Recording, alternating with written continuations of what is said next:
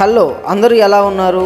నేను మీ emotional clicker Shiva Yadav. చాలా రోజుల తర్వాత నేను మీకోసం ఒక మంచి వీడియో తీసుకొచ్చాను. ఎంతో అందమైన ప్రశాంతమైన ఊరు, సముద్ర తీరాన బృందావనపురంగా, బందరుగా, వివిధ పేర్లతో పిలిచే మచిలీపట్నానికి సమీపాన ఒక పుణ్యక్షేత్రం వెలిసింది. అదే మన చిలకలపూడి శ్రీ పాండురంగ విఠల్ క్షేత్రం. మరాఠ భక్తి ఉద్యమంలో వెలుగు చూసిన వైష్ణవ సదాచార అవతారుడు శ్రీ పాండురంగ విఠలుడు. శ్రీ మహావిష్ణు అంశతో శ్రీ పాండురంగ స్వామి దేశం మొత్తంలో 2 సార్లు స్వయంభుగా వెలిశాడు అని పౌరాణికులు చెప్తారు. ఒకటి మహారాష్ట్రలోని చంద్రభాగా నది తీరాన పండరీపురంలోను, 2 మచిలీపట్నంలోని చిలకలపూడిలోను స్వయంభుగా వెలిశారు స్వామివారు. మచిలీపట్నంలోని చిలకలపూడిలోనున్న పాండురంగడి దర్శనం ఒక అపూర్వ అనుభూతికి నిదర్శనం. ఇక్కడి ఆ పాండురంగడి దర్శనం కొరకు మనం వివిధ మార్గాలతో రావచ్చు. మనకి విజయవాడ నుండి ప్రతిరోజు మెమో ట్రైన్స్ ఉన్నాయి, ఎక్స్ప్రెస్లు ఉన్నాయి. అలాగే రోడ్డు ప్రయాణికులు కూడా విజయవాడ నుండి డైరెక్ట్గా మచిలీపట్నానికి బస్సు సౌకర్యం కూడా చాలా బాగుంది. అక్కడి నుండి మనం ఒక ఆటో తీసుకొని పాండురంగ విఠల్ స్వామి ఆలయమునకు వెళ్ళవచ్చు. రోల్డ్ గోల్డ్ ఆభరణాల తయారీకి కూడా ప్రసిద్ధికెక్కినటువంటి చిలకలపూడి క్షేత్రానికి చేరుకున్న భక్తులకు ఎంతో విశాలమైన ప్రవేశ ద్వారము ఎప్పుడు తెరిచే ఉంటుంది. లోపలికి చేరుకున్న భక్తులు ఆ విశాల ప్రశాంతమైన ప్రాంగణంలో ఉన్న 350 ఏళ్ల నాటి అశ్వత్థ వృక్షాన్ని దర్శించుకొని, ఆ మహావృక్షం కిందనే ఉన్నటువంటి శివలింగాన్ని, నాగదేవతని దర్శించుకొని, అలాగే ఆ మహావృక్షం నీడలో కొలువైనటువంటి ఆ చిన్న గుడిని సిద్ధేశ్వర మందిరం అంటారు. అటు పిమ్మట ఆ పక్కనే ఉన్నటువంటి ఆ కోనేరును దర్శించుకుంటే మనసు నీటి అలలులాగా ఆనందంలో ఉరకలు వేస్తుంది. మన భారతదేశంలో 7 మహిమ రావి చెట్లలో ఇది ఒకటని, ఆ రావి చెట్టు కింద 350 ఏళ్ల నుండి ఒక మహారుషి తపస్సు చేస్తున్నాడని ఇక్కడి విశ్వాసం. ఈ వృక్షం చుట్టూ ప్రదక్షిణలు చేసి దీపారాధన చేస్తే కోరుకున్న కోరికలు తీరుతాయని ఇక్కడి భక్తుల నమ్మిక. ఇక్కడి ప్రధాన ఆలయం 5 భాగాలుగా ఉంటుంది. స్వామివారికి ఎదురుంగా క్షేత్రపాలకుడిగా కొలువై ఉన్న భక్తాంజనేయ స్వామి మందిరం, ఆ తరువాత యాగశాల, కార్తీక దీపాలు, సమూహిక సత్యనారాయణ వ్రతములు జరిగే ముఖమండపం కనబడతాయి. అలాగే మనం చూస్తే స్వామివారి దర్శనం అనంతరం గర్భగుడి నుండి బయటికి రాగానే ఒక లక్ష్మీదేవి విగ్రహం ఉంటుంది.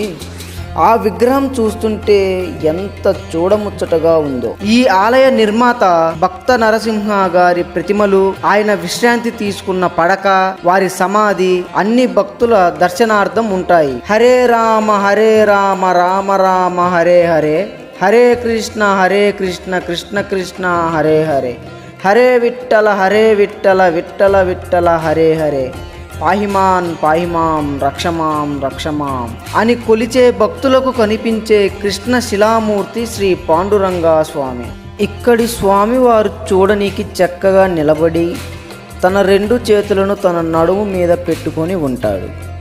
ఎక్కడెక్కడి నుండో వచ్చిన భక్తులు నేరుగా వారి శిరస్సులను స్వామివారి పాదాలకు తాకిచ్చి మొక్కుకొని పరవశించిపోతారు. ధన్యులై పుణ్యాన్ని మూట కట్టుకొని యాత్రాఫల సంతృప్తి చెంది భక్తులు స్వామివారి ఆలయం నుండి బయటికి వస్తారు. ఆ విఠాలుని దర్శించుకున్న భక్తుల ఆలయ ప్రాంగణంలో చుట్టూ 105 ఉపదేవాలయాలని కూడా చూడవచ్చు.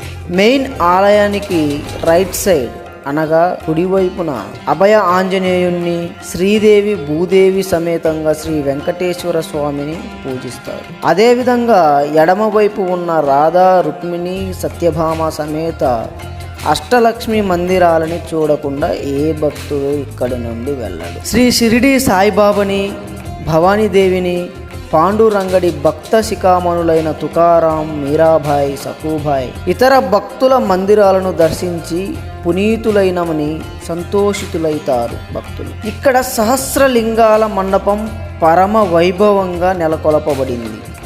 ప్రథమ మందిరం నుండి వచ్చిన భక్తులు గంట కొట్టి విఘ్నేశ్వరుని హారతితో సహస్రలింగాలు ప్రతిష్టమైన కైలాస మండపంలోనికి అడుగు వేస్తారు. ఇక్కడి మండపానికి వీరభద్రుడు, కుమారస్వాములు ద్వారపాలకులుగా ఉంటారు. లోపల మండపంలో 1000 చలువరాతి శివలింగాలు, 4 వైపుల గోడలకున్న అరలలో 12 గణపతులు, 12 నందులు, ఏకాదశ రుద్రులు, 12 అతిథ్యులు, 12 ఆంజనేయ ప్రతిమలు, మార్కండేయ, యమధర్మరాజు మొదలగు విగ్రహాలు కనులకు విందుగా దర్శనమిస్తాయి. సహస్రలింగాలని తాకుతూ మొక్కుతూ మధ్యలో ఉన్న భవ్యలింగానికి వస్తారు భక్తులు. ఇక్కడి ప్రత్యేకత ఏమిటో తెలుసా? భూమి లోపల హుండీలు కట్టించి అందులో 1 కోటి శివలింగాలను స్థాపించి మూత వేయించేశారు. దానిపైన సొడస కళలు కలిగిన సహస్రలింగయుక్త మహాలింగాన్ని స్థాపించారు. ఇక్కడ కార్తీక మాసాన ఏకాదశి నుండి పౌర్ణమి వరకు సాగే చిలకలపూడి తిరునాళ్లు కనుల పండుగలుగా కొనసాగుతాయి. ఇక్కడికి వచ్చిన వారు మంగిపుడి సముద్ర స్నానానికి, అలాగే సముద్రానికి వచ్చిన వారు చిలకలపూడి పాండురంగ ఆలయానికి తప్పనిసరిగా వస్తారు. ఇక్కడికి మేము వచ్చినప్పుడు స్వామివారి ఆలయానికి గజస్తంభం ఎదురుగా ఉన్న ఇంటిలో ఉచితంగా అన్నప్రసాదం ప్రతిరోజు పెడుతున్నామని అక్కడి ఇంటి ఓనర్ మాతో చెప్పారు. అంతేకాక అక్కడ ఎన్నో ప్రధానమైన మొక్కలు, చెట్లు ఉన్నాయి. ఒక ధ్యాన మందిరం కూడా ఉంది. ఇక్కడికి అన్నప్రసాదానికి వెళ్ళిన భక్తులు అన్నప్రసాదం స్వీకరించి వచ్చేటప్పుడు విరాళాలు ఇస్తే వాళ్ళకి మెయింటెనెన్స్ కి అవసరపడతాయి. ఇక్కడి వరకు వచ్చిన మీకు ఈ వీడియో ఇన్ఫర్మేటివ్ అండ్ వాల్యూ అనిపిస్తే please like, share and subscribe my channel. Thank you guys.